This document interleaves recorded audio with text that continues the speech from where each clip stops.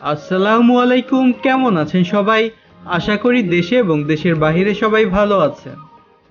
ঢাকার প্রবেশ মুখে যানজট কমাতে বিমানবন্দর থেকে গাজীপুর পর্যন্ত ২.৫ কিলোমিটার দীর্ঘ বাস র্যাপিড ট্রানজিট বিআরটি লাইন নির্মাণ কাজ চলছে। সামনের দিক থেকে বিআরটি লাইনটি শুরু হয়েছে। আজকের ভিডিওতে বিমানবন্দর থেকে একদম গাজীপুর পর্যন্ত এই প্রকল্পের বর্তমান অবস্থা দেখাবো আপনাদের। এখানে দুই পাশের পিলারের উপরে দুটি ফ্লাইওভার নির্মাণ করা হবে। ফ্লাইওভারগুলো হবে 2 লেনের।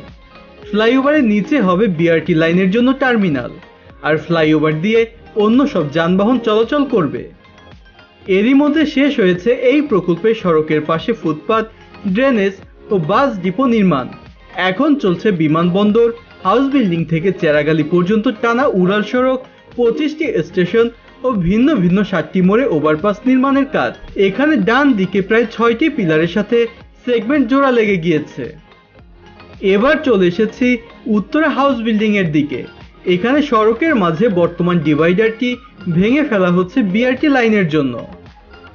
হাউস বিল্ডিং এর এখান থেকে একটি এলিভেটেড ফ্লাইওভার নির্মাণ করা হচ্ছে। এই ফ্লাইওভারটি 6 লেনের। মাঝের 2 লেন হবে বিআরটি লাইনের জন্য, আর দুই পাশের লেন দিয়ে চলবে অন্য সব যানবাহন। এই ফ্লাইওভারটির দৈর্ঘ্য হচ্ছে 4.5 কিলোমিটার। এখান থেকে শুরু হয়ে এটি শেষ হবে টঙ্গী চেরাগালিতে। এখানে এলিভেটেড অংশে একটি স্টেশন থাকবে বিআরটি লাইনের জন্য। উত্তরা হাউস বিল্ডিং এর এখানে বিআরটি লাইনের জন্য খুব গুরুত্বপূর্ণ অংশ। বিআরটি লাইনটি নির্মাণ কাজের সবথেকে বেশি অগ্রগতি চোখে পড়ে এখানেই। বিআরটি লাইনের কাজটি সম্পূর্ণ শেষ হলে তখন কোনো বাধা ছাড়াই আর্টিকুলেটেড বাসগুলো বিমানবন্দর থেকে গাজীপুর যেতে পারবে। এখন যেমন বিমানবন্দর থেকে গাজীপুরের দিকে যেতে হবে শুনলেই যানজটের কথা মনে পড়লে গলা শুকিয়ে আসে, তখন আর এমনটি হবে না।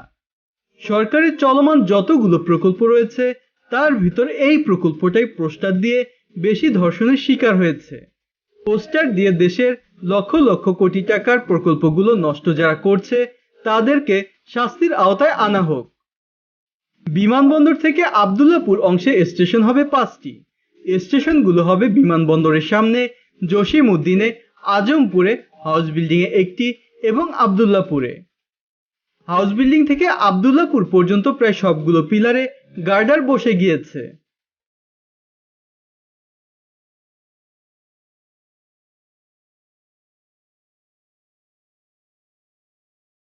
এখন চলে এসেছি আব্দুল্লাহপুরে। এখানে বিআরটি লাইনটি চলে যাবে ফ্লাইওভারের উপর দিয়ে। এখানেও একটি স্টেশন হবে, যা হবে এলিভেটেড অংশে। এখানেও ফ্লাইওভারে দুটি লাইন থাকবে বিআরটি লাইনের জন্য, আর ডানে ও বামে দুটি করে লেন থাকবে অন্যান্য যানবাহনের জন্য।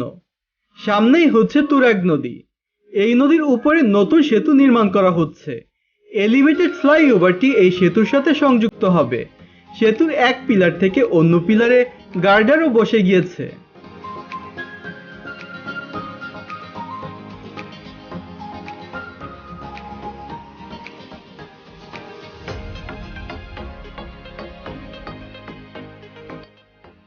হাউস বিল্ডিং থেকে শুরু হওয়া ফ্লাইওভারটি এদিক দিয়েই যাবে। এখানে ফ্লাইওভারের সবগুলো পিলারের কাজ শেষ হয়েছে, আর সামনের দিকে কিছু কিছু পিলারে গার্ডারও বসেছে। বিআরটি লাইনের জন্য মোট স্টেশন হবে 25টি। এর ভেতর বিমানবন্দর থেকে আব্দুল্লাহপুর পর্যন্ত স্টেশন থাকবে 5টি, যা আগেই বলেছি। বাকি 20টি হবে Tongi, station road, mill gate, Cheragali market, Tongi college, Hossain market, Gazipur, Targachh, Borobari Bazar, Boardbazar, উন্মুক্ত বিশ্ববিদ্যালয়, হাজির পুকুর, মালিকের বাড়ি, ভোগড়া দক্ষিণ, ভোগড়া উত্তর, গাজীপুর চৌরাস্তা, বিআরটি ডিপো, আড়ং মিল ফ্যাক্টরি, এগ্রিকালচারাল রিসার্চ ইনস্টিটিউটের সামনে, সর্বশেষ গাজীপুর টার্মিনাল। টঙ্গী মিল গেটের দিকে পিলারের কাজ শেষ হয়েছে। এখানে ফ্লাইওভারটি শুধুমাত্র বিআরটি লাইনের জন্য নির্মাণ হচ্ছে।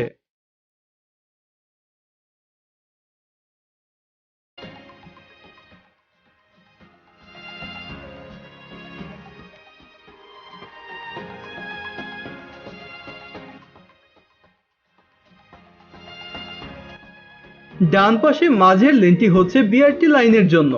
এই লেন দিয়ে অন্য যানবাহন চলাচল করতে পারবে না, আর দুই পাশের লেন দিয়ে অন্য সব যানবাহন চলাচল করবে। এছাড়া একদম ডানে এবং বামে স্বল্প গতির যানবাহন চলাচলের জন্য পৃথক লেন থাকার কথা রয়েছে। ডান দিকে বিআরটি লাইনের জন্য স্টেশন নির্মাণের কাজ চলছে।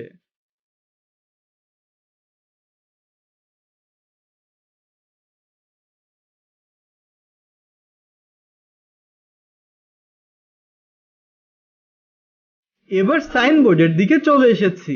এদিকেও একটি ফ্লাইওভার নির্মাণ হবে। এখানের ফ্লাইওভারটি শুধুমাত্র বিআরটি লাইনের জন্যই নির্মাণ করা হচ্ছে।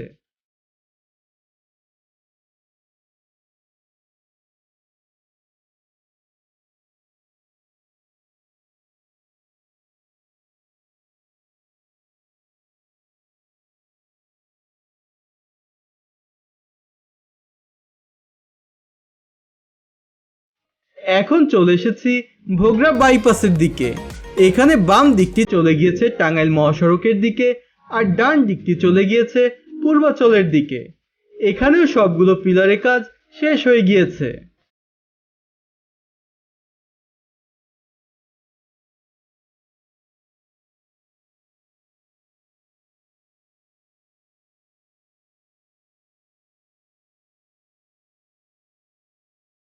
এখন চলে এসেছি গাজীপুর চৌরাস্তার দিকে।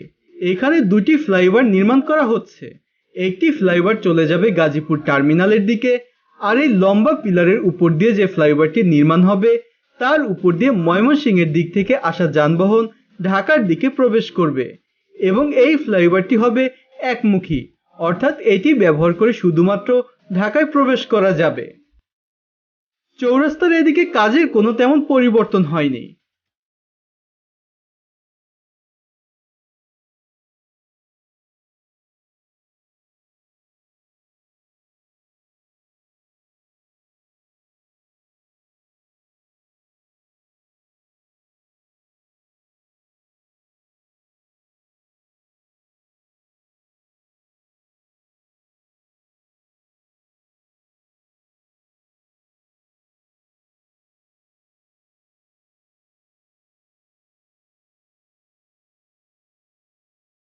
তো বন্ধুরা, কেমন লেগেছে আমাদের আজকের ভিডিওটি? যদি ভালো লেগে থাকে তাহলে অবশ্যই কমেন্টস করে জানাতে ভুলবেন না।